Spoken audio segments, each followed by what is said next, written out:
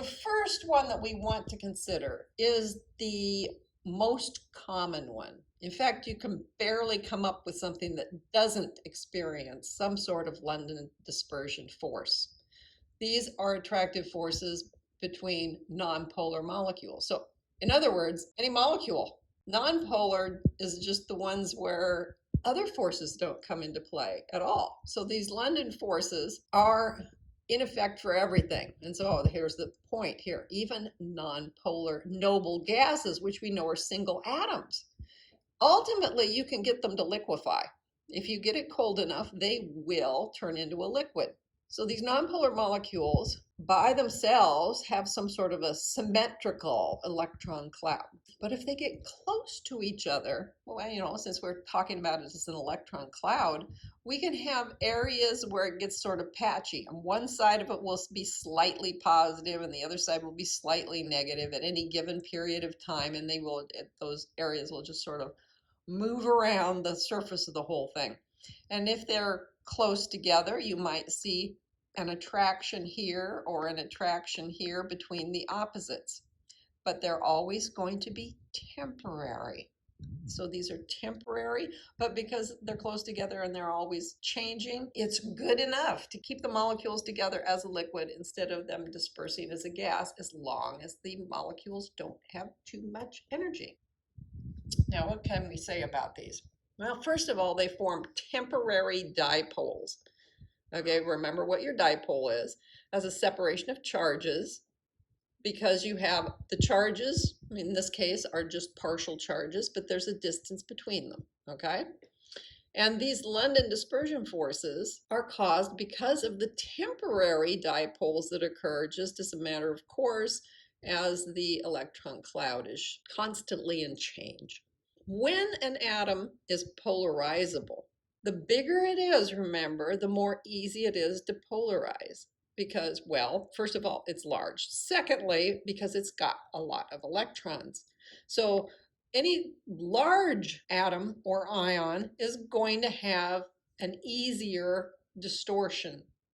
It's easier to make it distorted, and that will mean that you will have stronger dipoles and stronger intermolecular forces.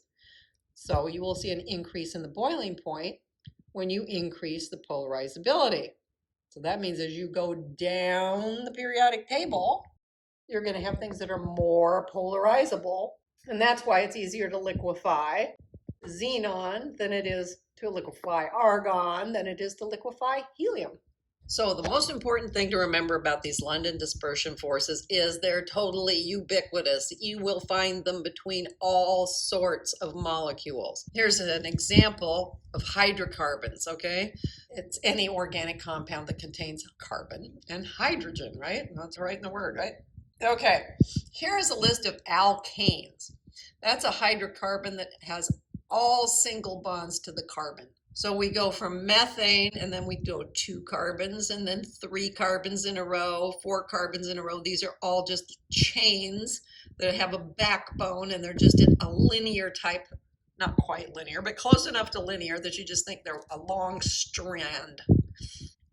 And then as you are adding more carbons and hydrogens, the molar mass is getting larger. It also means that you got more and more electrons within these, which means that each of them is more polarizable than the last. And as a result, you see the boiling point goes up. Something out here, 1, 2, 3, 4, 5, 6, 7, 8 octane, is going to stay together with other octanes much longer when heated than methane, which we think of as a gas. And you can see that from the boiling point. It's listed in Kelvin. So this is around your room temperature sort of temperatures. So you see that propane and even butane's kind of on the line, right? It can be a liquid. Butane lighters is a liquid, but it is very easy to get it to burn because it has a lot of vapor that is rising from it because it's close to its boiling point, and then it can be lit and used as a lighter. So these boiling points of the alkanes increase as the molar mass increases. So shape, it turns out, is very important. Here we have some isomers These are those ones that are put together in different orders. So they have the same exact numbers of carbons and hydrogens, but they're put together in a different way. If you'll remember, we had pentane. Here's a pentane. There's 5 carbons in it, and then you see all those hydrogens attached to it, right? That's going to be one end of this possible spectrum. And then at the other end, we have our 2,2-dimethylpropane. Again, 5 carbons and equal numbers of hydrogens in both of them. But if you take these and you find out about their boiling point, what you find out is that the boiling point of the 2,2-dimethylpropane is lower than the boiling point of the pentane. So the shape matters. What's different about these? Well, it's the surface area. Because you see the surface area of this, it's a long tube sort of thing. This is more of a sphere, and so it's going to have less surface area than this does. More surface area. Well, why is that important? That is because surface area, surface is where the charges are exposed to the neighbor who also has charges exposed, and that gives you the possibility of those London dispersion forces coming into existence and pulling them together. The difference between constitutional isomers, that they have different boiling points, and whichever one you can identify as having more surface area is going to have the higher boiling point because it'll have more opportunity to form the London dispersion forces to a neighbor. So I said viscosity was another way of determining macroscopically how effective these forces were.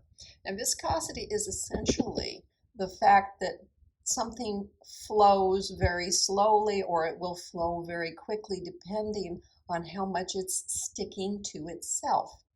So the bigger the molecule, the more viscous something will be. And they will not slip past each other easily because there are more of these London dispersion forces. Now, what I find amusing is what it's measured in. The unit is poise. And centipoise because it turns out poise is a little bit too big of a unit. But the idea of using that word, which means how self-assured or whatever you are, normally to describe viscosity amuses me. And this is an example of a Zahn cup. I'm sure it's named for the guy who came up with it. And this Zahn cup has a tiny hole in it, and you can measure how long it takes a certain amount of the liquid to flow through it. That's how they do a measurement of viscosity. And here you can see as you increase the number of carbons in the chain, the viscosity goes up.